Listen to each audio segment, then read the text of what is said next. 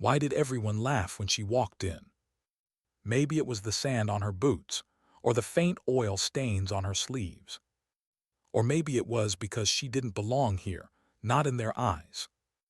The heat shimmered across the white sands of New Mexico, blurring the horizon into waves of liquid light. The air itself seemed to hum with quiet arrogance, the kind that lived inside billion-dollar projects and people who thought they were smarter than war itself. And standing in the middle of that polished arrogance was her, Sergeant Eva Rosttova, a Marine no older than 30, her uniform sun-faded, her posture calm. Around her, naval officers and civilian engineers in spotless tactical polos and polished boots formed a perfect half-circle of quiet derision. She could feel their smirks without looking up. They didn't need to say the words. "What's a grunt doing here?" A man stepped forward, tall, pressed uniform, his chest a wall of self-importance. His name tag read Commander Davies. His voice came smooth, practiced, like someone used to people listening. "Ma'am, with all due respect, this is a naval facility for precision ordnance. We deal with billion-dollar systems, not iron sights and Kentucky windage." The laughter that followed wasn't cruel, that would have required courage. It was the soft, smug kind that said, "You're an outsider here." Eva said nothing. Her hands stayed loose at her sides. Her eyes, pale gray and steady, didn't even blink. Davies gestured toward the gleaming radar domes dotting the horizon. "This is White Sands, a cathedral of data," he said. "We calculate ballistics to the micron, every variable measured, every error eliminated. So you'll forgive us if your old-school approach seems a little out of place." He smiled then, the kind of smile that doesn't reach the eyes. "Feel free to observe from a safe distance." The group chuckled again, louder this time, feeding off his authority. She didn't move, didn't argue, didn't defend herself. Her silence, that perfect, unbroken silence, made the commander uncomfortable. Because arrogance always collapses in a vacuum. Up in the control tower behind tinted glass, a man watched the exchange. General Caldwell, a Marine 4-star, leaned forward, elbows on the console. His voice, gravelly, low, cut through the room of naval officers like a quiet blade. "Power to range control," he said. "Hold the test." Down below, Davies froze mid-sentence. The laughter died instantly. He looked up toward the tower, but could only see his own reflection staring back. The silence that followed was dense, heavy, the kind that makes you aware of your own heartbeat. Only Eva moved. She knelt slowly, unlatching the battered Pelican case at her feet. The case was scratched, worn, dust-caked, a relic from too many deployments. The stenciled name was almost gone, Rosttova. The lid opened with a deep, mechanical click. Inside lay a rifle not sleek or digital or new, but something older, darker, more personal. A M210, a heavily modified M14, the kind of weapon that didn't belong in a data-driven test site. The metal caught the light. It looked out of place, and yet completely at home in her hands. Caldwell watched from the tower. He wasn't looking at the weapon. He was watching her hands, the balance in her posture, the way she scanned the horizon, reading wind and distance without instruments. He remembered something, a place far away. Smoke, heat, the impossible silence before a shot that saved lives. He'd seen this before. He picked up the radio again. "Commander Davies," his voice said, calm but sharp. "The sergeant will take the first shot." Davies blinked, stunned. "Sir, with respect, this is a validation test for the Aegisal Mark IV system. We're integrating radar-linked targeting algorithms." The general's reply cut him clean. "Commander, you will stand down. Give the sergeant whatever she requires." Every face turned toward Eva. The silence pressed in again, like air before a storm. And then only the sound of latches. The sound of her unrolling a faded canvas mat on the sand. Each movement was quiet, deliberate, graceful. She wasn't performing, she was working. Even her detractors couldn't look away. There was something mesmerizing in the way she set up, as if every gesture was part of a ritual older than technology itself. Davies forced a smile, walking closer. "Sergeant," he said, voice heavy with forced politeness, "perhaps you don't understand the complexity here. The target's 2,500 meters out, crosswinds at 12 knots, updraft from the canyon, barometric drop. Our system accounts for all of that." She didn't respond. He frowned. "You can't possibly." She raised a hand not to silence him but to feel the air. A small wind meter in her palm spun quietly. Her eyes weren't on the device. They were on the land. The mirage. The shifting light. The way desert grass leaned just slightly, right to left. She pulled out a small, weathered data book and a pencil. No screens, no processors, just graphite and instinct. To the engineers it looked absurd. To her it was truth written in lines and numbers. Davies muttered something about wasting time, but she wasn't listening. When she finally spoke, her voice was soft, calm as a whisper in a storm. "Understood, sir." Then she turned away from him, the quiet dismissal of a woman who no longer cared to be understood. She loaded one round. Just one. The metallic thud of the bolt sliding shut echoed across the desert like a heartbeat. Every eye followed her. Even the air seemed to stop moving. She lay prone, aligning herself with the earth. Her rifle rested, the bipod legs clicking into place with surgical precision. Her body became still, her breathing shallow and slow. She wasn't fighting the environment, she was merging with it. To the tower, to the technicians, to the commander, it looked simple. But inside her mind, calculations were dancing. Wind speed, angle, heat distortion, spin drift, Coriolis. But more than that, memory, muscle, 1,000 repetitions burned into her bones. She was remembering nights on rooftops in Fallujah, the whistle of mortar fire, the desert winds in Helmand, the sound of her own breath when everything else was chaos. She breathed in deep, held it, exhaled, then half-held the last breath, the perfect pause between heartbeats. Her finger brushed the trigger, not pulling, pressing. No tension, no tremor. A perfect continuum of motion until... crack! The sound split the desert. A single sharp shot. Then silence. The bullet began its journey, 1.5 miles of invisible war between gravity and grace. 3.5 seconds. That's all it took. 3 seconds of waiting. 3 seconds of disbelief. 3 seconds for an empire of arrogance to collapse. Then, clang. A faint metallic echo drifted back through the heat. The sound of lead meeting steel. No one moved. No one breathed. The digital display flickered alive, streaming cold numbers that told an impossible story. Impact center, deviation 0.75 millimeters. Less than the thickness of a credit card. It wasn't just a hit. It was perfection. Davies' mouth opened, but nothing came out. All around, faces turned pale. Years of confidence in algorithms and machines shattered by one Marine and her hand-scribed notes. Eva didn't look up. She simply ejected the casing, the small brass shell spinning through sunlight, and caught it in her palm. She tucked it away, calm, quiet, complete. The desert had spoken. And it wasn't the machines that had the final word. Narrator paused, soft, reflective tone. Up in the tower, General Caldwell lowered his scope, eyes fixed on the motionless figure below. There it was, that stillness, that rare kind of competence that didn't need recognition, didn't need noise. He whispered to himself, voice almost reverent. "I've seen that shot before." No one asked him where, no one dared. On the ground, Commander Davies stood motionless.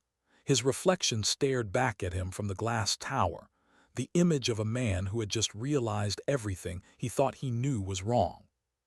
The silence held for a long time until Caldwell's voice, calm and absolute, rolled across the range speakers. "Commander Davies," he said, "the sergeant will now be given full range access, and perhaps a little respect."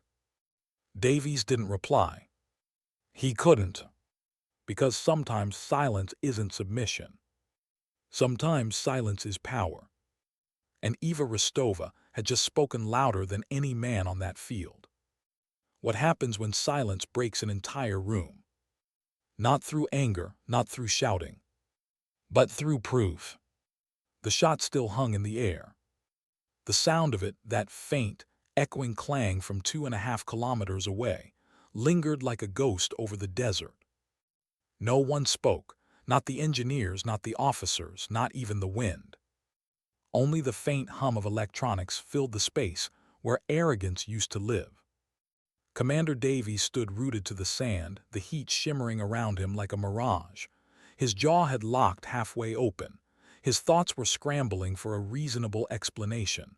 A glitch, a malfunction, a fluke, anything that could save him from what he just saw. But there was no saving it. The numbers on the massive digital board didn't lie. Hit target center, deviation 0.75 millimeters. No system error, no chance, just pure flawless execution. And standing at the center of that impossible truth was Sergeant Eva Rosttova. Quiet, composed, already cleaning her rifle. The range officers looked to Davies for instruction, but he said nothing.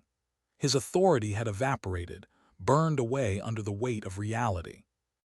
Then came another voice, calm, commanding, a voice used to war, not ego. From the tower, General Caldwell spoke through the loudspeakers. "Commander Davies, bring her record up on the main screen."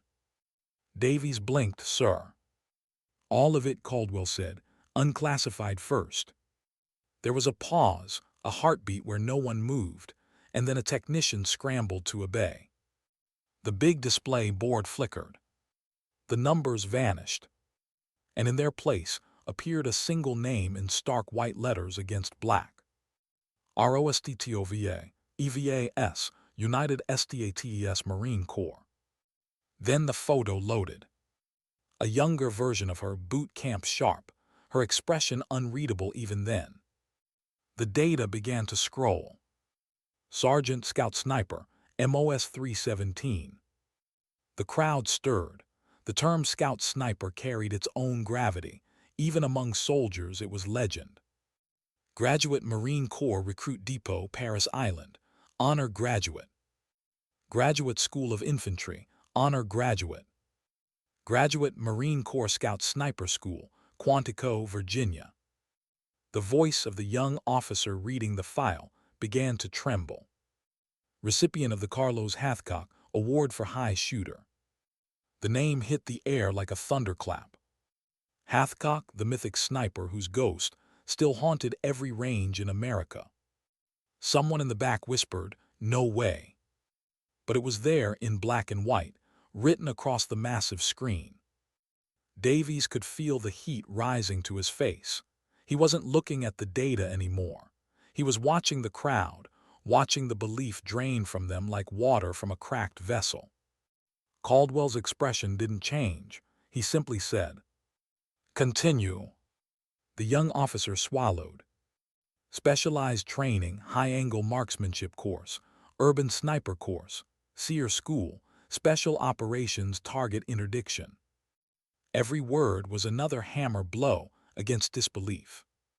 Unit assignments: 1st Battalion, 5th Marines, 3rd Marine Raider Battalion, MARSOC. The murmurs turned into a stunned silence. Everyone on that range knew what that meant.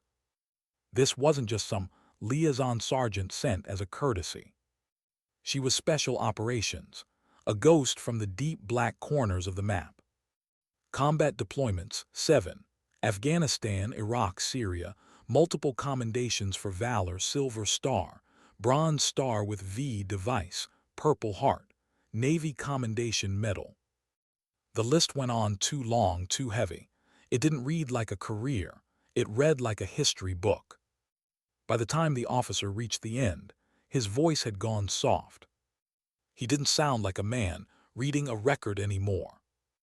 He sounded like someone reading a myth. The screen stopped scrolling. The last line read, "Service status, active, classified assignment." And then nothing, just that quiet blinking cursor at the bottom of the screen. General Caldwell turned from the display and looked down at her. Eva had finished packing her rifle. She stood at ease, not proud, not smug, just centered, balanced. Caldwell stepped out of the tower. The elevator doors opened, and his boots struck the concrete stairs in a steady rhythm that echoed across the range. Every eye followed him as he descended. No one breathed when he approached her. He stopped a few feet away, close enough for the air between them to hum with unspoken understanding. She straightened automatically. "General." He didn't return the nod, not yet. He studied her face, the faint scars, the worn eyes, the small burn mark near her right cheekbone. Each mark told a story he didn't need her to say aloud. Then he turned not to her, but to the commander standing off to the side, his pride crumbling. "Commander Davies," Caldwell said, his voice even, measured. "Assumptions are the mother of all failures. You assumed rank meant competence. You assumed machines could outthink the human heart. You assumed you knew what a warrior looks like." He stepped closer, his eyes cold. "You were wrong." The words didn't need to be shouted. They carried their own quiet thunder. And then, in front of everyone, the four-star general did something no one expected. He saluted. A perfect, formal, deliberate salute. Not down, not casual. Up, sharp, clean. The salute of respect given from one warrior to another. To a sergeant. A woman who had just reminded an entire branch of the military what human mastery looked like. Eva's reaction was minimal, a small breath, a blink. Then her hand rose in return, crisp and steady. "Thank you, sir," she said simply. Caldwell held her eyes a second longer, then lowered his hand. "Thank you, Sergeant." He turned, motioning to the staff behind him. "Find that casing," he said, "frame it, and leave it where everyone can see it." Davies didn't move. His lips trembled as if searching for something to say, but there was nothing left to defend. Because truth doesn't need permission to exist. Narrator shift, softer, reflective tone. The story spread faster than wildfire. It wasn't written down or officially reported, not at first. It whispered through the halls, slipped between hangar doors, carried on late-night conversations in the officers' club. By sundown, half the base knew. By morning, everyone did. They called it the ghost shot. One bullet, one impossible hit. A moment that turned an entire belief system inside out. No one talked about the software validation that was supposed to happen that day. No one remembered the fancy system's name. But everyone remembered her. And though she tried to disappear quietly back into her work, legends never asked permission to be born. The range technicians printed the impact data from the target's sensors, a single sheet of paper filled with impossible numbers, and pinned it on the workshop board beside billion-dollar schematics. The engineers who once mocked analog Marines started bringing paper notebooks again, just in case. And when someone doubted a plan, someone else would shrug and say, "Check it again, don't pull a Davies." The phrase caught on. Even the janitors who worked the night shift began to repeat the story in hushed tones, like a prayer. Davies, though, was the one who changed the most. The humiliation wasn't loud or public. It was quiet, the kind that creeps into you in the middle of the night. He started staying late, watching the range footage on loop, watching how she'd set up, how she'd breathed, how she'd waited. He didn't see a rival anymore. He saw something purer, a mastery that transcended ego. It broke something in him and then rebuilt it. He began to listen. To the young technicians, the range officers, the enlisted staff he'd never noticed before. The arrogance that once filled his lungs was gone. In its place, curiosity, humility. He started to understand the weight of Caldwell's words. Assumptions, competence, respect.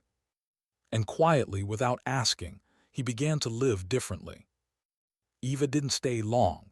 Her assignment was temporary, a technical liaison from the Marine Corps, officially. Unofficially, she was something else entirely. She refused interviews, declined praise, didn't even attend the small ceremony when the brass casing was framed and mounted in the command building's lobby. The plaque beneath it read, "The standard, 2,500 meters, one round." And beneath that, in smaller letters, "This is what right looks like." Her name wasn't on it. Her request. She didn't want the recognition. Because for her, it had never been about that. It was about something far quieter. Something far older than applause. Discipline. Process. Truth. Later, when a young Navy SEAL candidate found her on the smaller range, coaching a corporal on the basics of marksmanship, he asked her how she'd done it. He expected formulas, ballistics, secrets. She didn't even look up. "There's no secret," she said. "You master the fundamentals. You do them the same way every single time until you can't get them wrong. You respect the process. The rest is just noise." The young man didn't answer. He just nodded slowly, realizing he'd been given something far more valuable than a technique. She turned back to the corporal, her voice soft, patient. Her lesson continued, one slow breath at a time. Narrator pause, soft, emotional closing. They say true greatness doesn't announce itself. It doesn't shout. It doesn't need a title or a camera or an audience. It just does the work. And when the dust settles, when the arrogance fades, what remains isn't the noise. It's the shot that still echoes long after everyone else has gone quiet. What do you do after witnessing perfection? You can't ignore it, you can't outtalk it. You just live with it. And for the men and women at White Sands, living with it wasn't easy. The shot had ended hours ago, but its echoes still clung to the air, as if the desert itself refused to let it fade. The story had already escaped the range, carried by whispers, carried by awe. By nightfall, it reached the mess halls. By morning, it had reached every corridor, every hangar, every inbox. No official report had been written, but everyone knew. A single Marine sergeant had outshot a $90 million weapons system. The engineers called it an anomaly. The officers called it impressive. But the enlisted men, they called it what it was. A reminder. Inside his office, Commander Davies sat in silence. The blinds were half drawn, stripes of desert light cutting across his desk. In front of him, the playback screen ran on loop, Eva Rosttova's shot, from 4 different camera angles. He had watched it at least 20 times. He watched her movements, small, precise, rhythmic. The way she had ignored him completely, as if his voice had no power over her reality. He watched her breathing, the tiny rise and fall of her shoulders. He watched the trigger press, not a pull, just pressure. Then that impossible stillness before the shot broke. Each time he saw it, something inside him twisted. It wasn't anger anymore. It wasn't even humiliation. It was recognition. Recognition of something pure, the kind of discipline you can't fake, can't program, can't buy. He leaned back, rubbing his eyes. He had spent years chasing control through technology, algorithms, data, automation. But watching her, he realized he had never understood control at all.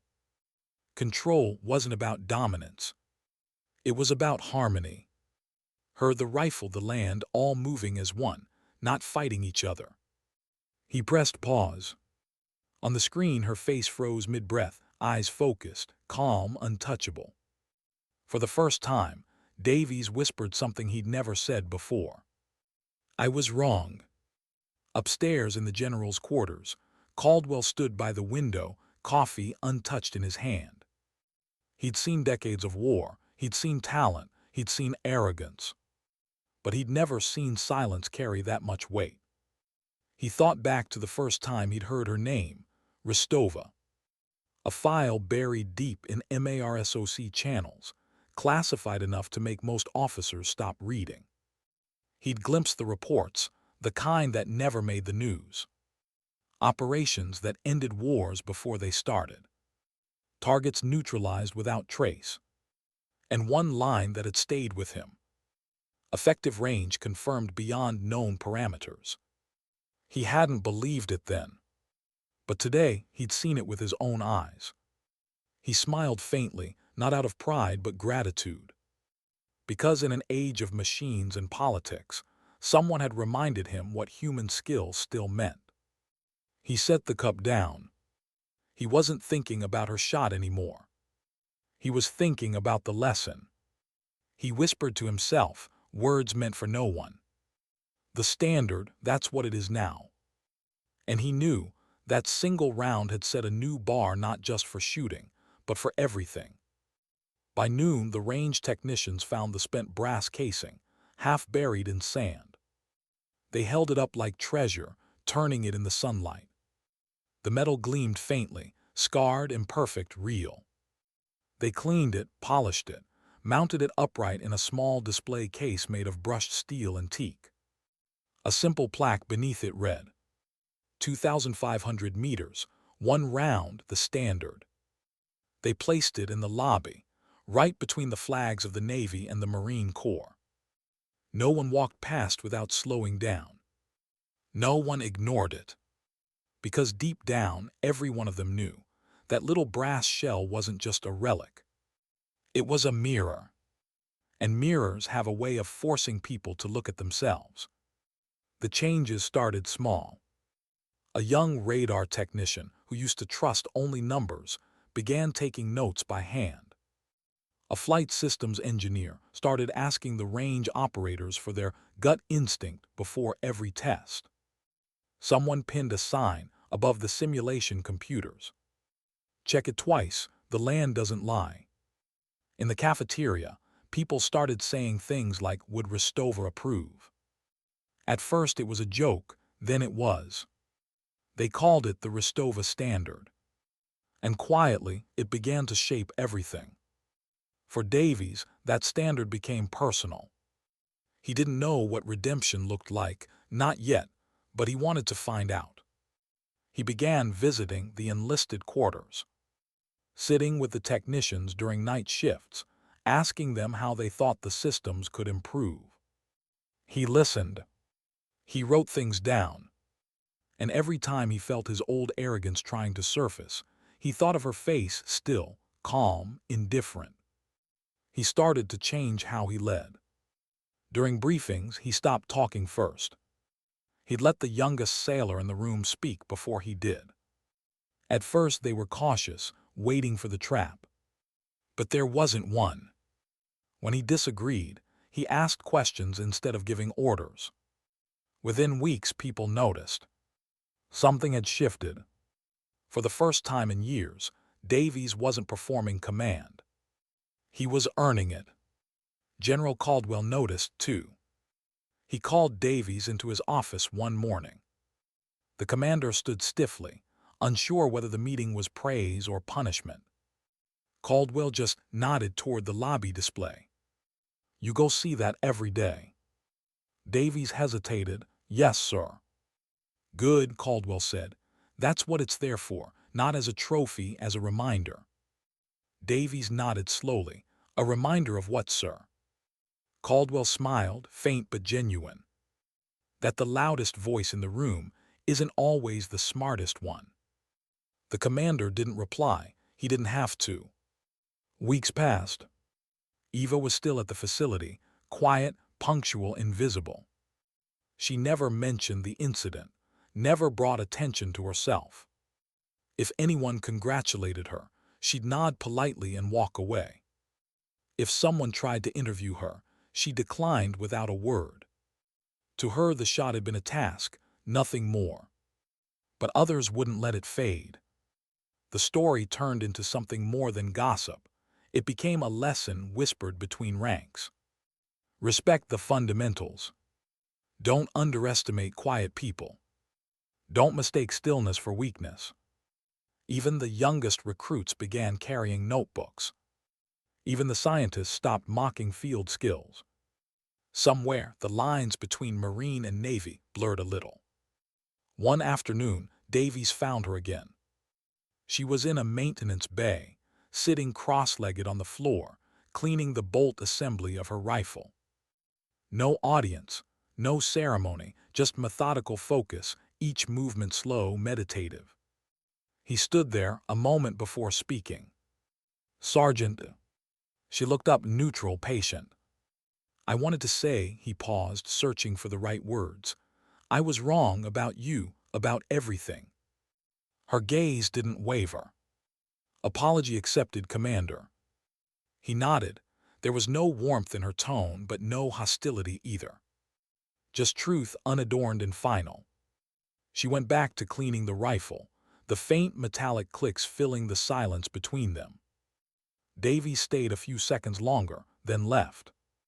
He didn't need her forgiveness to feel redeemed. The lesson had already done its work. Months later, when she finally left White Sands, she did it quietly. No ceremony, no salute lines. Her transfer orders came sealed, destination classified. By sunrise, her bunk was empty. All that remained was her name on the duty roster and the brass casing in the lobby.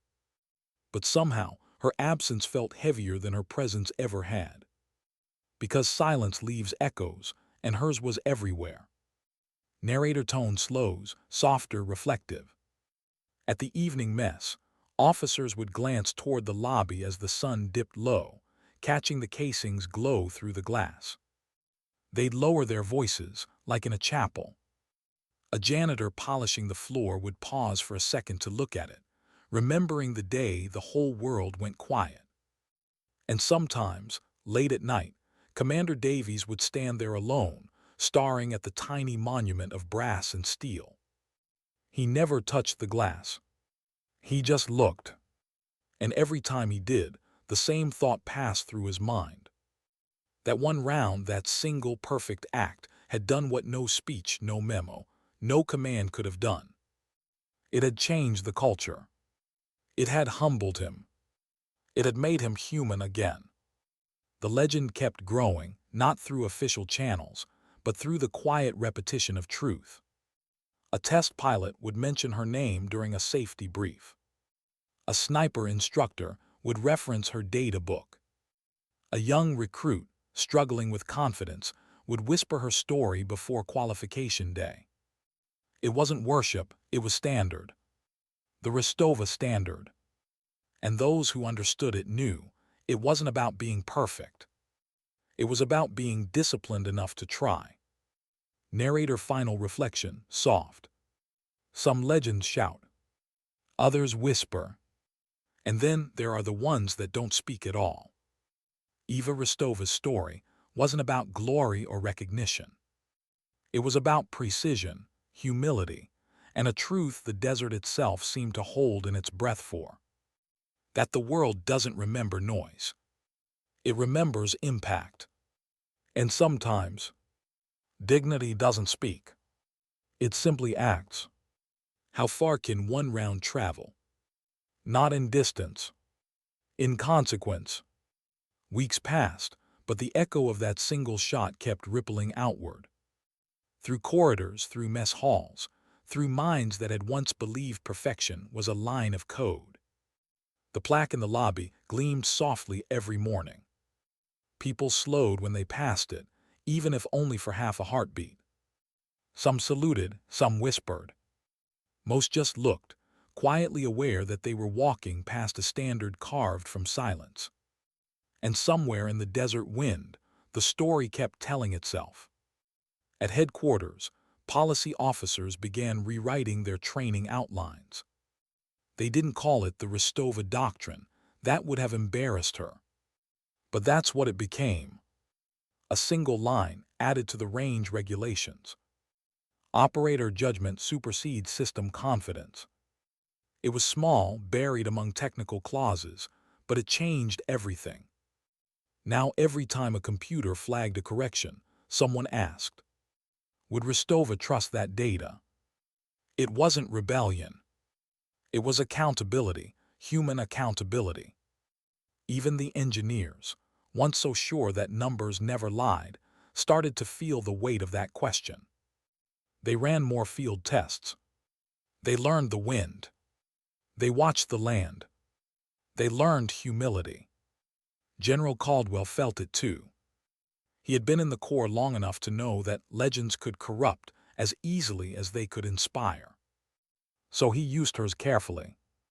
During leadership briefings, he never mentioned her name first. He just asked questions. What defines competence? Where does respect actually come from? And when the room hesitated, he'd tell the story, not of glory but of correction. He would describe the arrogance of that morning, the laughter, the certainty, the command hierarchy that had mistaken silence for weakness. Then he would pause, look each officer in the eye and finish softly. She didn't correct us with words, she corrected us with precision. After that, no one looked at their subordinates the same way. Across the base, cross-service rivalries began to fade. The Navy officers who once called the Marines ground pounders now asked them for advice on wind reading. The Marines, once distrustful of the tech-heavy sailors, began learning about telemetry. Collaboration replaced competition. Quiet respect replaced sarcasm. The place felt cleaner. Not in the physical sense, but in spirit. They had found something to align around that wasn't ego. A shared ideal, do the work right even if no one's watching. In the data labs, a young software engineer named Lena Marwick was running diagnostics when she stopped mid-line of code. On her monitor, the targeting algorithm displayed wind variance data. The system's auto-compensation curve flickered red, meaning unreliable reading. Normally, she would have overridden it and trusted the formula. That's what protocol said. But that day, she hesitated. She remembered the story. The Marine who'd read the land better than any computer. Lena stepped outside the lab for the first time in months. The wind whipped against her face, hot and sharp. She knelt, feeling the air, watching the mirage lines shimmer over the range. Then she walked back inside and rewrote the code, changing the way the system handled conflicting data. If uncertainty exceeds threshold, prompt operator verification. A small change, but a real one. Weeks later, that modification prevented a misfire during a live fire demo with congressional observers. Nobody connected it to her. But she knew. She followed the standard. Commander Davies kept changing too. Every morning he'd pass the lobby display on his way to the range. He'd stop, never long, never dramatic, just long enough to remember the sound of her shot. Some mornings he'd whisper under his breath, "Don't assume, listen." And he did. When new recruits arrived, he'd take them to the casing before orientation. He'd stand beside it, his voice quieter than they expected from a man with his ribbons. "You see that," he'd say. "That's proof that humility isn't weakness, it's focus. Learn that early." They listened, because they could feel the sincerity vibrating off him like heat. Humility, once foreign to him, had become his command style. Meanwhile, stories about that day began leaking beyond White Sands. A defense journalist heard whispers, wrote a speculative piece about a Marine sharpshooter outperforming next-gen systems. Names were redacted. Details changed. But the legend was out. Forums lit up. Operators from every branch debated whether it was real. Some called it myth. Some called it inspiration. Caldwell read the article once, then closed it quietly. He didn't correct the record. He didn't deny it either. Because truth doesn't need publicity. It just needs endurance. One night, long after the lights in the admin wing had dimmed, Caldwell walked through the lobby alone. The casing gleamed under the soft hallway glow. He stood before it, hands clasped behind his back. So many memorials he'd visited were built from tragedy. This one was built from discipline. He thought about the Marine Corps motto, Semper Fidelis. Always faithful. Faithful not to pride, not to rank, but to the craft. He whispered it under his breath like an oath renewed. Then, for reasons he couldn't quite explain, he smiled. Elsewhere in the small desert town outside the base, the story found its way into other places. Bars, classrooms, the local high school JROTC program. An old range officer gave a talk to students about focus and said, "There was a woman out here once who made a shot so clean it changed the way we see skill." The kids leaned forward, wide-eyed. "Was she famous?" one asked. The man chuckled. "Not really. She didn't want to be, but she's the reason your instructors talk so much about patience." And somewhere far away, maybe on another continent, maybe deep in classified territory, Eva Rosttova carried out another mission, unknown, unseen, unaware that her silence had turned into scripture. Months later, the facility hosted an inter-service leadership symposium. Commanders, engineers, scientists, all crowded into the auditorium. Caldwell stood at the podium, hands resting lightly on the edges. Behind him on the screen was a single image, the brass casing glinting beneath glass. He didn't start with a speech. He started with a question. When was the last time you truly listened to someone below your pay grade? The room stilled. He let the silence hang before continuing. Technology is loud, rank is loud, but wisdom, he paused. Wisdom whispers, and it's easy to ignore whispers when you're too busy talking. He told them the story, every detail. The laughter, the dismissal, the impossible hit. He ended quietly. That day, a Marine sergeant taught us that excellence doesn't wear rank, it wears patience. When he stepped off the stage, the applause wasn't loud. It was steady, respectful, like rain on desert stone. The following week, a memo circulated through all naval research divisions. At the bottom of it, a new motto appeared. Precision through humility. No one knew who wrote that line. Caldwell never claimed it. But those who'd been at White Sands recognized it instantly. They called it the aftershock. Davy's transformation deepened. He'd requested reassignment, something quieter, a staff role at the Pentagon. Caldwell approved it personally, adding a handwritten note. Carry the lesson forward, teach it. On his final day, Davies walked one last circuit of the base. He stopped at the firing line, where she had knelt months earlier. The sand was different now, shifted by wind, time, and memory, but he could still feel her presence there. He crouched, running his fingers through the grit, and whispered, "Thank you, Sergeant." No one heard him. And that felt right. When he reached the lobby, he paused before the display. A young ensign was staring at it, eyes wide. Davies stood beside him. "You know the story?" he asked. The ensign nodded. "Yes, sir, she was perfect." Davies shook his head slowly. "No, she wasn't perfect. She was prepared, big difference." The ensign blinked, processing. Davies smiled faintly and walked away. Outside, the desert wind carried fine grains of sand across the concrete. The horizon burned orange as the sun began to fall. In the control tower, An operator ran diagnostics on a new system and named the test profile Eva Standard 01. It wasn't official, but everyone knew what it meant. The bass had changed. People spoke softer, listened more, worked cleaner, all because one woman had refused to be intimidated by laughter. Narrator shift, slower, meditative. Sometimes influence doesn't come from speeches or medals. It comes from a single act of integrity done so well it ripples through people's habits, through their choices, through their hearts. Eva Rosttova had never meant to teach anyone. She had simply lived her discipline so precisely that others couldn't ignore it.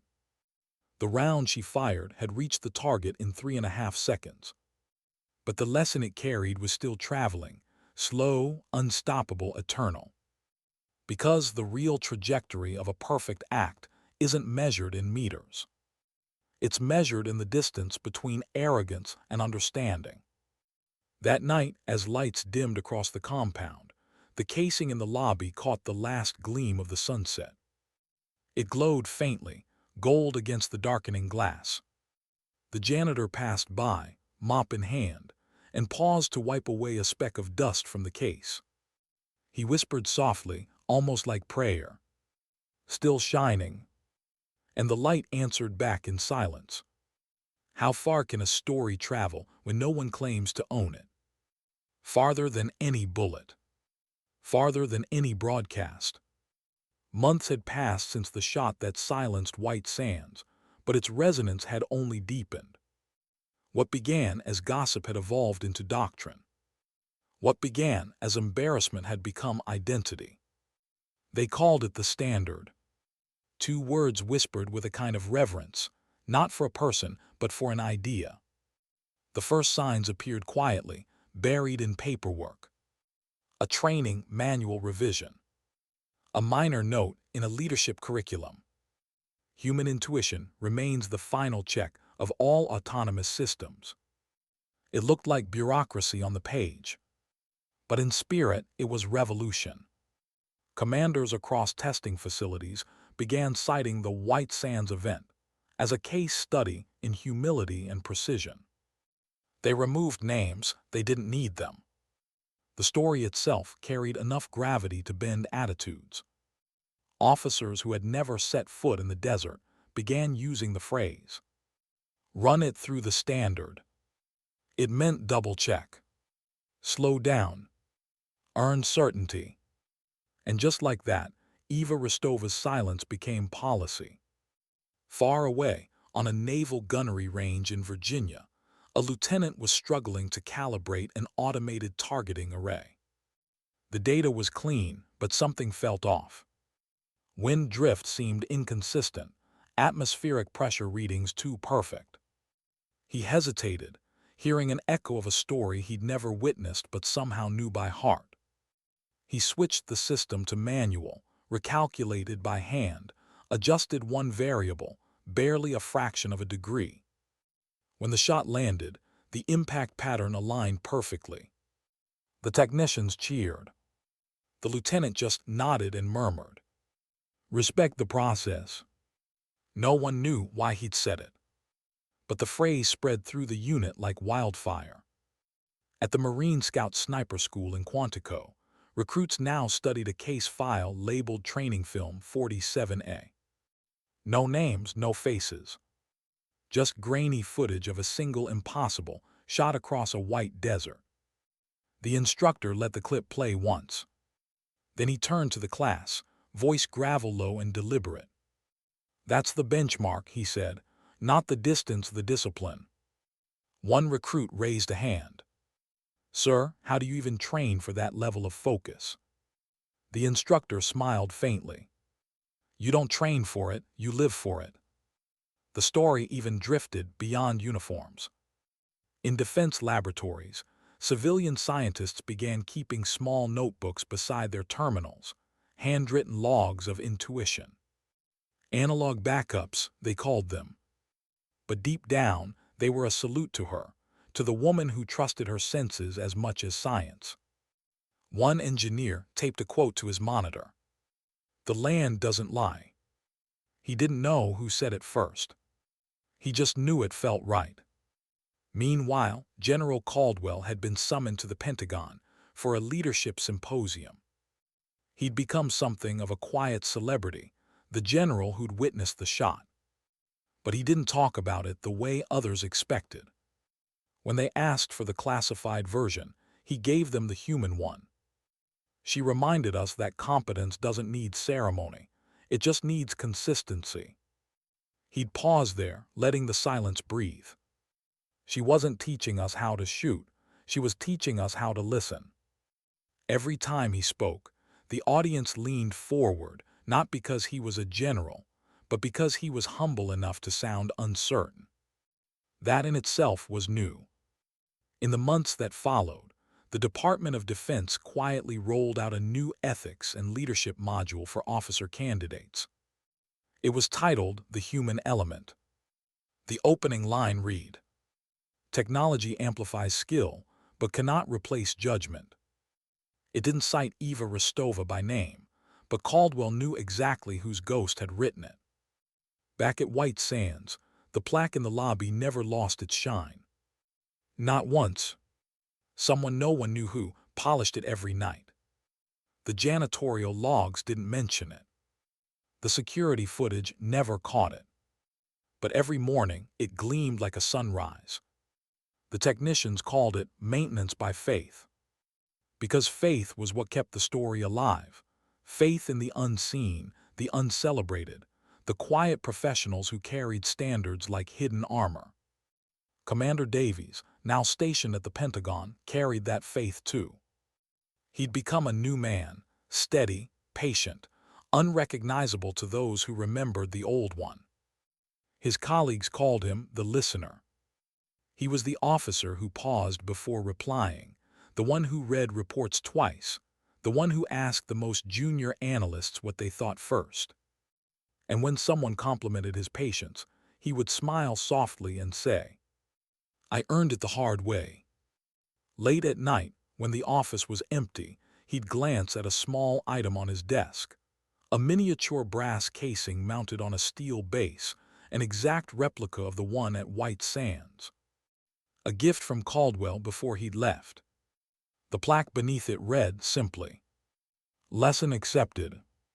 Even outside the military, the ripples kept spreading. A journalist for Defense Today wrote a feature titled, "The Marine Who Outshot the Machine." Names were changed, details blurred, but the heart of it remained, a story of humility outpacing hubris. The article went viral, quoted in leadership seminars, corporate training programs, even high school classrooms. It wasn't about warfare anymore. It was about excellence, and the moral weight of doing something right when no one expects you to.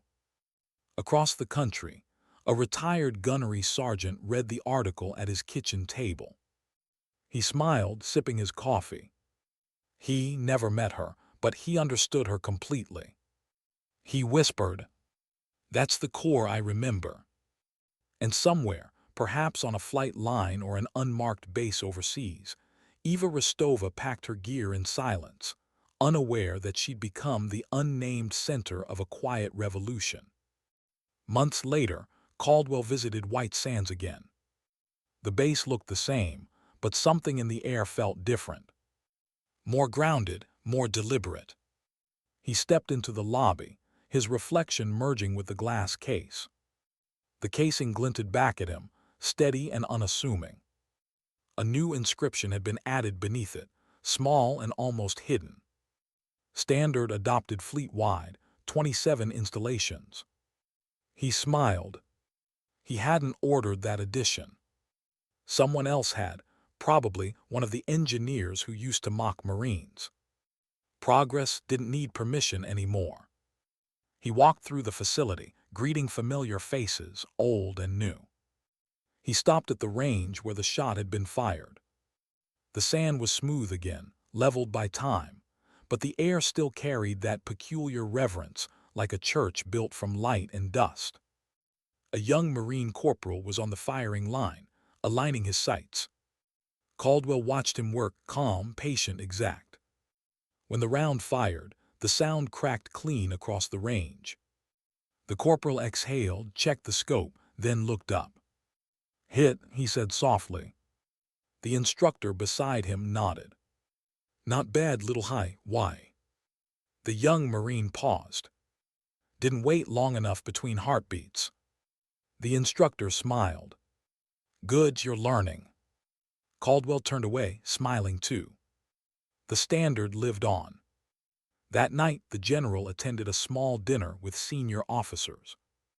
They discussed strategy, budgets, the usual noise. Then one admiral raised a glass and said, half jokingly, "To the Marine who humbled our machines." Everyone chuckled, but Caldwell didn't. He just lifted his glass and said quietly, "To the lesson." The laughter died down.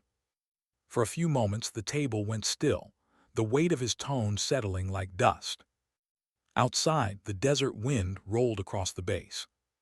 Somewhere a coyote called in the distance.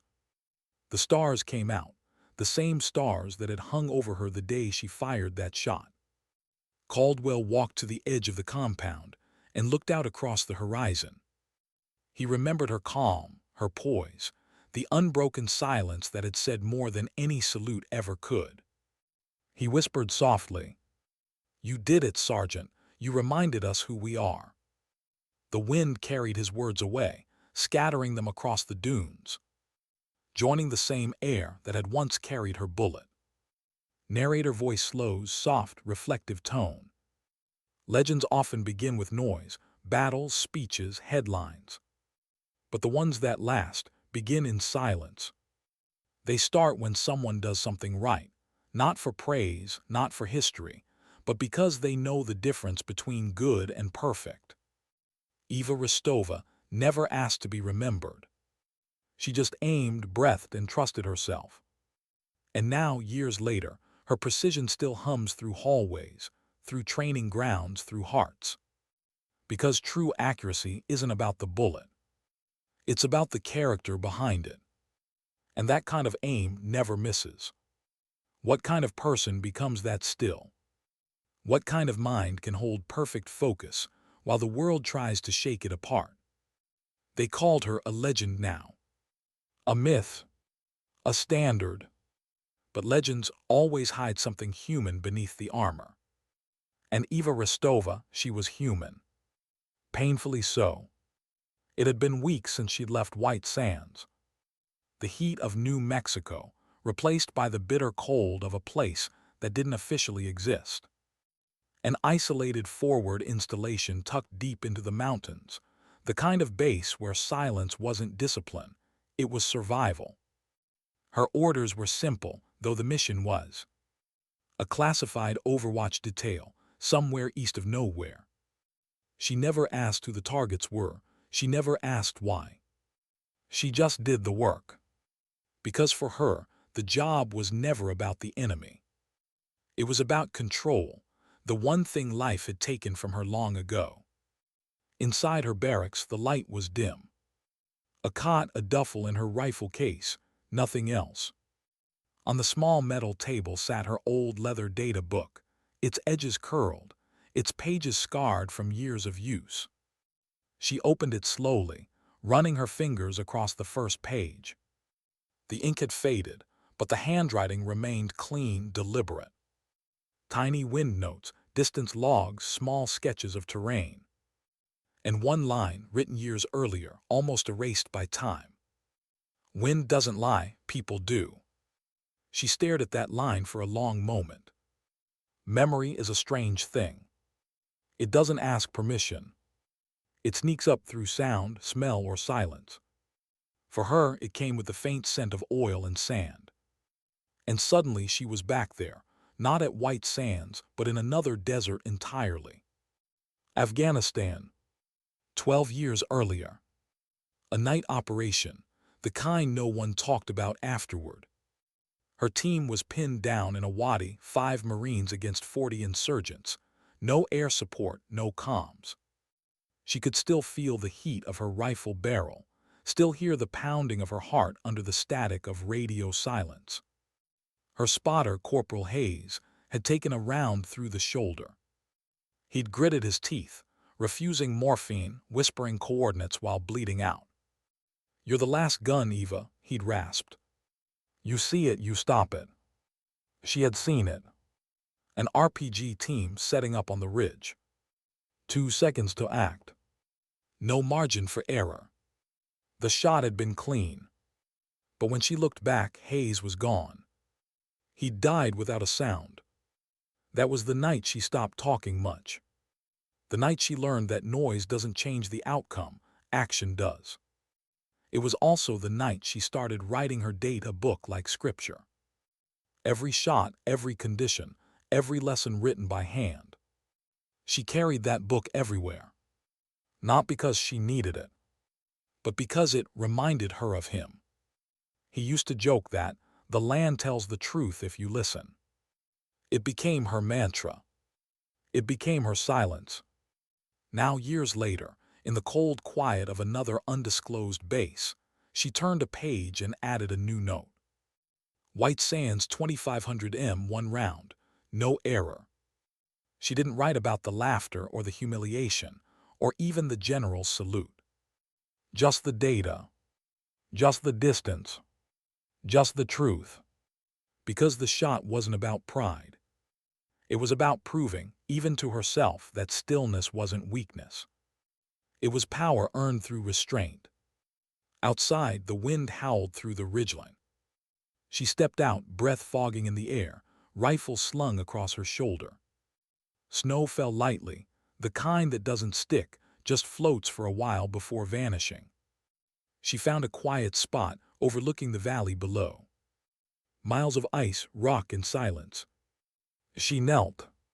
The gesture was instinctive, almost ritual. She rested her rifle across her knees, eyes scanning the horizon. Somewhere down there, a convoy was moving, small, hidden under camouflage nets. A joint task force. She was their overwatch, unseen, unheard, indispensable. She smiled faintly. Different place. Same mission. Guard them. Stay unseen. Make the impossible seem routine. Narrator softens. In moments like that, she found peace. Because the noise of the world couldn't touch her when she was behind the scope. The crosshairs weren't just tools, they were a kind of clarity. Everything outside them vanished. Memory, loss, loneliness. Only purpose remained. But nights were harder. Nights made room for ghosts. Sometimes she'd wake up to the sound of phantom laughter, echoes of that day at White Sands. But it was Davies she heard anymore. It was Hayes. The sound of his laugh through radio static. The kind of laugh that said, "We'll make it," even when they didn't. She'd sit up, heart racing, hand instinctively reaching for the rifle that was always within arm's reach. And then she'd breathe. Slow, controlled. Until the tremors stopped. Until she became still again. She had her rituals. Coffee at dawn, black and silent. Dry fire practice before chow. 30 minutes with her data book before lights out. No distractions, no indulgence. Just rhythm. Because rhythm was how she survived. To the few who worked near her, she was an enigma. Polite, professional. But distant, like a shadow you could see but never touch. Rumors spread in the classified world too. Some said she was broken. Others said she was perfect. Neither was true. She was simply consistent. And that, in a world built on chaos, was more frightening than either. One morning, while calibrating her scope, a young intelligence officer approached. He was nervous, new to field work, his insignia still bright, his questions too careful. "Ma'am," he asked, "you were at White Sands, right?" She didn't look up. "I was.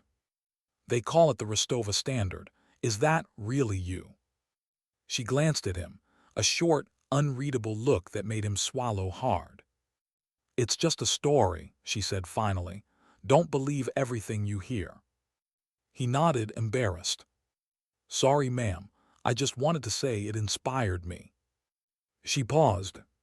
Then softly, "Then let it do that, but don't chase it, chase the work." The young man smiled faintly, saluted, and left. When he was gone, she looked out toward the horizon again. She whispered, almost to herself, "Stories fade, standards don't."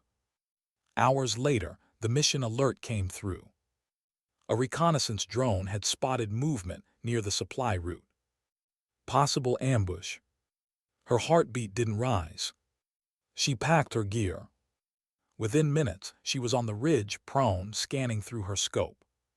Wind speed 5 knots, gusting from the west. Temperature dropped 4 degrees. Mirage stable. She whispered the math under her breath, a litany she'd repeated her entire career. Her finger rested near the trigger, not touching, just ready. She found the target, 2 silhouettes on a ridgeline, unaware they'd already been seen. One deep breath in.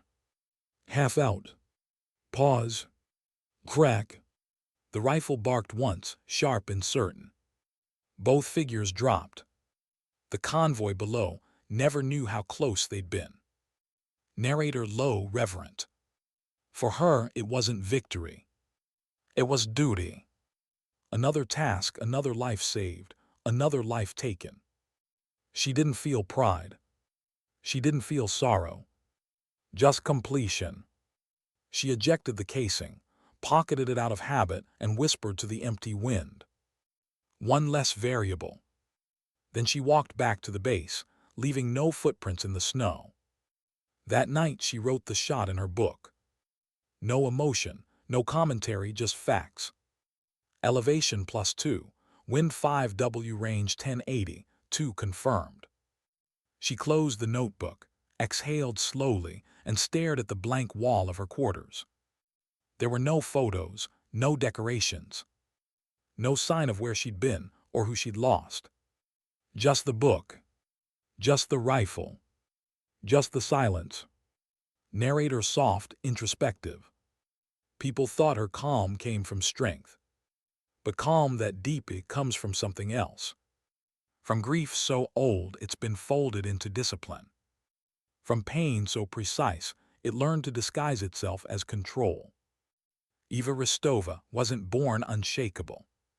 She became that way, forged by repetition, refined by loss, defined by purpose. Her silence wasn't a lack of feeling. It was protection. For herself. For others. For the standard she carried when no one else could. That night she sat by the small window, watching snowfall blur the stars. She thought about white sands, about the moment the general saluted her. And she felt something strange. Not pride. Not regret. Something smaller. Something quieter. Peace. Because for once, the silence wasn't heavy. It was earned. Narrator closing reflection. Discipline at its core isn't about control. It's about acceptance. Of the things you can't change. Of the people you couldn't save. Of the truth that sometimes doing your job right means carrying its weight alone. That was Eva Rosttova's gift. Not her aim. Not her calm.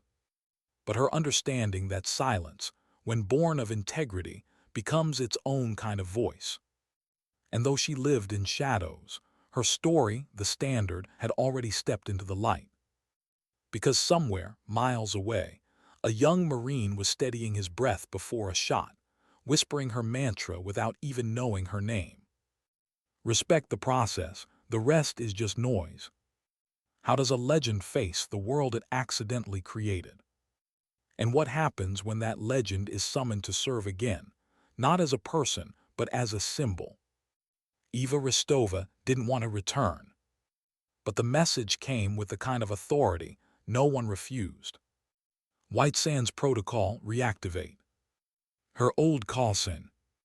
A place, a shot, a silence that had never stopped echoing. The flight to D.C. was quiet. She sat by the window, watching clouds slide past like ghosts. Her reflection stared back, a little older, a little harder, but with the same still eyes. She didn't wear her medals. She never did. To her, the past wasn't something you wore. It was something you carried. When the aircraft touched down, the cold hit her like a memory.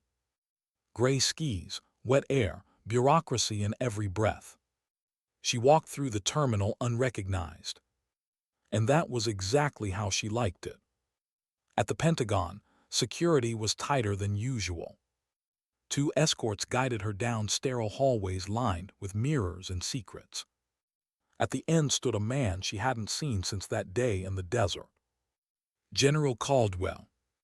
He looked older now, silver hair at his temples, shoulders still squared, but eyes more tired. When he saw her, he smiled faintly.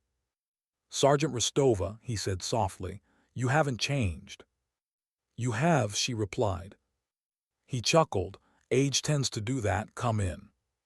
His office was filled with light, the kind that hides nothing. On the wall behind him hung a framed photo of the White Sands Range. No people, no faces, just horizon. He gestured toward it. "I keep that there to remind me that humility's not a one-time event." She didn't answer. She just waited, patient, silent, like the sniper she still was.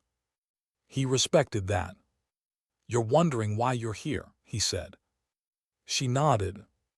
"We've got a situation," he continued. "New tech rollout, next-gen autonomous targeting systems. They're branding it as error-proof." She raised an eyebrow. "There's no such thing." "Exactly," Caldwell sighed. "But someone's trying to sell it that way. Congress loves it, contractors love it, and the people running the tests are quoting you." That made her look up. "Quoting me?" "The Rostova Standard," he said quietly. "They're using your name to justify automation doctrine, saying the system now meets human precision." She exhaled, a slow, measured breath that sounded almost like disbelief. "They're using a story about human judgment to erase human judgment," she said. "That's why I called you." He leaned forward, elbows on his desk. "We need you at the test site, quietly, evaluate the system, see if it's what they claim. And if it's not, then you tell me the truth, and I'll fight for it." She studied him for a long moment. "You really think they'll listen?" He smiled faintly. "I didn't think anyone would listen last time either, but they did." 2 days later, she was in Nevada, a remote installation buried under security clearances and ambition. A private contractor facility, not military. Different rules, different loyalties. They handed her a sleek new rifle system, polymer, sensor-guided, AI-integrated. A machine that claimed to eliminate human error. She set it on the bench, studied it like an old predator meeting a younger one. The lead technician, a confident man in his 40s, grinned. "Sergeant Rosttova, the woman who outshot the machine, glad to finally meet you, want to see what replaced you." His tone was light, but the arrogance behind it was. She smiled faintly. "Show me." They took her to the test range, a vast expanse of wind and heat that felt uncomfortably familiar. The targets were set at 2,500 meters, the same distance she once made legendary. The technician adjusted the control tablet. Fully autonomous fire, no human input. The rifle locked onto the target. The wind shifted slightly. The AI compensated. Crack! A round split the air, striking within half a meter of dead center. Applause erupted from the observer's tent. The technician smiled. "Close enough to perfect." She tilted her head. "Close enough isn't what they're buying, is it?" His smile faltered. "We're at 99.7% precision." "Then it's 0.3% arrogance," she said quietly. "And arrogance costs lives." He laughed awkwardly. Maybe you'd like to show us how it's done, for nostalgia's sake." She nodded once. They handed her a standard rifle. No sensors. No AI. Just metal, breath, and discipline. She walked out to the line alone. The desert heat wavered. The same wind that had once carried her legend pressed against her face. She adjusted her position, checked the mirage, tasted the air. A distant memory, Hayes's voice through static, whispered in her ear. "You see it, you stop it." She smiled faintly. The technicians behind her whispered. Some were skeptical. Some were nervous. She didn't hear them. Inhale. Half exhale. Hold. The world slowed to silence. Just her heartbeat. Just the wind. Just the truth. Crack. The echo rolled across the range like thunder. Target hit dead center. No correction, no assistance. Just instinct, focus, and time. The observers fell silent. One of them whispered, "That's impossible." Caldwell, standing in the back, just smiled. "No, that's human." The technician approached, trying to mask his discomfort. "You got lucky." She glanced at him. "No, I got ready." He had no reply. Later in the debrief room, Caldwell leaned back in his chair. "They'll call it a fluke," he said. "Let them," she replied. "Flukes don't rewrite doctrine, but truth can." He nodded slowly. "You know, I thought calling you back here might be selfish. Maybe I just wanted to remind myself this kind of integrity still exists." "You didn't call me," she said quietly. "The job did." That night she stood outside the hangar, watching the stars shimmer through the dry heat. Caldwell joined her, 2 cups of black coffee in hand. "You ever think about quitting?" he asked. "Every day," she said. He smiled. "And yet you don't." "Because it's not about me. It's about what happens if people like me stop showing up." He looked at her, really looked, and saw what so many missed. Not hardness. Not pride. Just purpose. The kind that doesn't need to be loud to be real. Narrator slows, introspective. Somewhere in the hierarchy of valor between metals and myths lives a rarer kind of courage, the kind that never makes headlines. The courage to correct quietly. To act when everyone else is talking. To hold a standard when the world keeps moving the target. Eva Rosttova had carried that courage her whole life. And tonight, under a desert sky, she carried it still. The next morning, the test results went public. The AI system was successful, but its 0.3% margin was still statistically significant. Enough for Caldwell to stall full deployment. He used her report, signed with no flourish, just the truth. The system performs well in theory. The field does not care about theory. The contractors protested. But deep down, everyone in the room knew the standard had spoken again. Afterward, she prepared to leave. Caldwell walked her to the transport pad. "You know," he said, "we've turned your silence into a legend." She smirked faintly. "You say that like it's my fault." He laughed softly. "It's not, but it is your legacy." She paused, adjusting the strap on her rifle case. "Legacy isn't what you leave behind, General. It's what you keep carrying when no one else will." He nodded. "Then I hope you keep carrying it a long time." She met his gaze, calm, steady. "I will, until it's no longer needed." Narrator softens. And as the aircraft lifted off, the morning sun glinting off the fuselage, Caldwell watched her disappear into the light. The same way she'd entered his life the first time. Silently. Completely. Indelibly. In the months that followed, the White Sands Protocol became official training doctrine again. Not a system, not a story, but a mindset. Across bases, recruits repeated her lessons without knowing her face. Officers referenced her calm without understanding her grief. And somewhere out there, under another sky, she continued her work. Not for recognition, not for redemption, but for alignment, the quiet line between chaos and control. Narrator, final reflection tone. Some people fight battles.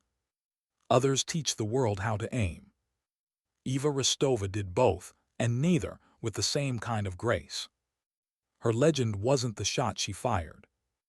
It was the silence that followed, the silence that still reminds every soul in uniform that precision is not perfection. It's humility measured. Because sometimes the world doesn't need another hero. It needs a standard. And she became that, without ever asking to. What happens when a standard outlives its creator? When the person who defined precision fades into the background, and only the echo remains. Years had passed. The war changed, the tools changed, the uniforms changed. But the lessons, those stayed. At bases across continents, new recruits whispered her name like a rumor. They didn't know her face. They just knew the story, the Marine who fired one perfect shot and made generals listen. And somewhere far beyond the desert she once walked, Eva Rosttova was still serving, quietly, invisibly, in the kind of missions that never make headlines. Her new assignment wasn't combat, not anymore. It was observation.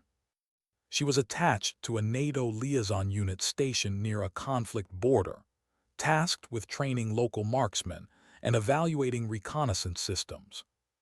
No uniform now, no rank. Just a contractor badge that said advisor. It was exactly the way she wanted it. Every morning she'd walk the perimeter before sunrise, notebook in hand, coffee cooling in the cold dawn. Same ritual. Same rhythm. The others saw her as distant, calm, the kind of person who never seemed rushed by anything. They didn't know that silence was the only language she trusted anymore. Then came the transmission that changed everything. Encrypted Priority 1. From Caldwell. He'd retired 2 years earlier, but his name still carried weight. His message was brief. They're resurrecting the program, AI First Strike Doctrine. They're calling it the Rosttova Initiative. I tried to stop it. I can't. You need to see this. For a long time, she just stared at the screen. The name felt like a betrayal, polished, rebranded, hollow. She typed a single reply. Send coordinates. 3 days later, she landed at a defense research complex in Poland. The same sterile tone, the same arrogance in the air, the kind that always precedes failure disguised as innovation. A young engineer met her at the entrance. Barely 30, eager, polite. He recognized the name on her badge and froze. You're that Rosttova.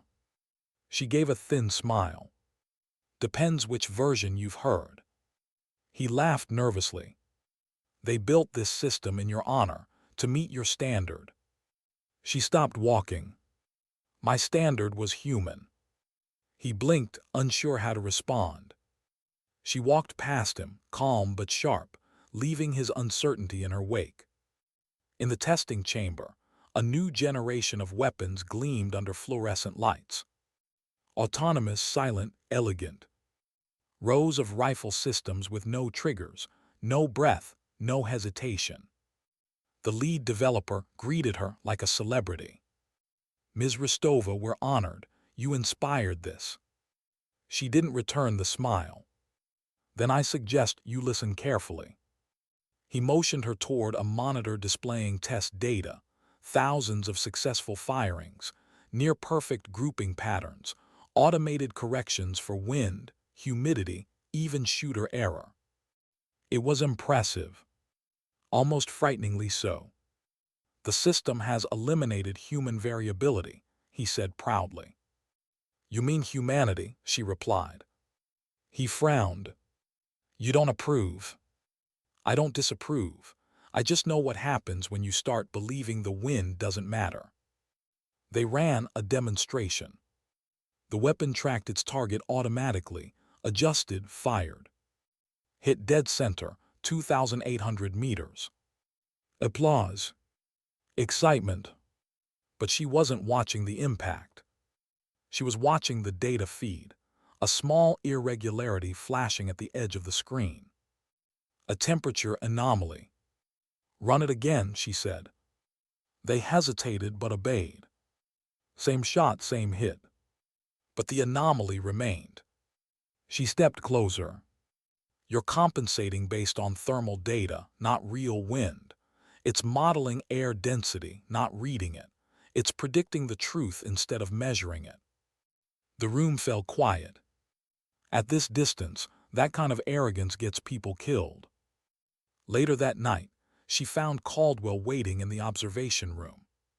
He looked tired, the kind of tired that doesn't come from age, but from watching people repeat mistakes. You see it too, he asked. They're building ghosts, she said, weapons that think they're gods. He nodded slowly. They're calling it progress. So did the first men who tried to automate judgment. He gave a sad smile. You always did have a way of making truth sound poetic. Truth doesn't need poetry, General, just patience. They stood in silence for a while, watching the test range lights flicker through the glass. Caldwell finally said, You know, when we built the plaque at White Sands, I thought we were honoring precision. Turns out we were warning about hubris. She didn't answer. She didn't need to. The next morning, the complex prepared for a public demonstration. Senators, contractors, generals. Eva watched from the control tower as the AI prepared to fire on a live target array. Everything gleamed, everything felt rehearsed. Then a gust of wind. Subtle, unpredictable, cross-directional. The AI didn't account for it. The round went wide, ricocheted off a steel post, detonating prematurely. The observers ducked. One technician was thrown off balance, injured. Panic, confusion. And silence, the kind of silence that only follows arrogance exposed. She turned to the lead developer. There's your variable. He swallowed hard. How did you know? Because I don't believe in perfect. That night she wrote one final entry in her notebook. Her handwriting slower now, but still precise. Technology advances, wind remains, never forget the wind. She closed the book and slid it into her duffel. For the first time in years, she felt done. Not defeated. Just finished. The world would keep spinning, inventing smarter machines and dumber men. But somewhere in its rotation, a truth had been carved so deep it would never erode. Human judgment still matters. She left the base quietly at dawn. No farewell, no ceremony. Just a long walk across the frost-coated tarmac as the sky bled into light. Caldwell was waiting near the transport. He looked at her with the soft pride of a man who had finally learned enough to stop commanding. You saved them again, he said. I just reminded them who they were. You ever going to stop doing that? She smiled faintly. When they stop forgetting. Narrator slow, cinematic tone. She boarded the aircraft, sat by the window, and watched the horizon fade. Somewhere below, the world kept moving, always too fast, always too loud. But she'd left something behind in that silence. Something steady. Something incorruptible. A way of seeing. A way of aiming. A way of being. Months later, General Caldwell passed away quietly in his sleep. At his funeral, a single casing rested on his casket, unpolished brass, mounted on wood. No one knew where it came from. The inscription read, He listened. In the years that followed, new doctrines replaced old ones. The Rosttova initiative was dismantled. The funding redirected toward hybrid programs, emphasizing human oversight. They called it adaptive precision doctrine. But to those who remembered, it was still the standard. A phrase whispered across generations of soldiers who'd never meet her, but who somehow lived by her rhythm anyway. Measure, breathe, believe the wind. And somewhere in a cabin near the northern forests, Eva Rosttova finally retired. No medals, no visitors. Just quiet mornings, strong coffee, and the low hum of memory. Her rifle hung above the fireplace, untouched but polished. Her data book sat beside it full, worn sacred. Sometimes on clear nights, she'd step outside and look at the stars. Each one steady, patient, burning in silence. She'd smile softly. The stars reminded her of her first target, motionless, certain, infinite. And maybe, in some strange way, they reminded her of herself. Narrator's slower, final reflection tone. History doesn't always remember the ones who shout. Sometimes it remembers the ones who didn't need to. The ones who corrected arrogance without hate. Who carried pain without bitterness. Who aimed true, not because they wanted to win, but because they refused to lie. Eva Rosttova never set out to be a legend. She set out to be right. To protect her people. To keep truth cleaner than pride. And when the world started calling her name like myth, she did what she always did. She let the noise fade. And went back to work. Narrator closing poetic fade. Because sometimes dignity doesn't speak. It simply acts. And long after names are forgotten. After weapons rust and systems fail. After stories twist into myth. The silence of one Marine still carries in the wind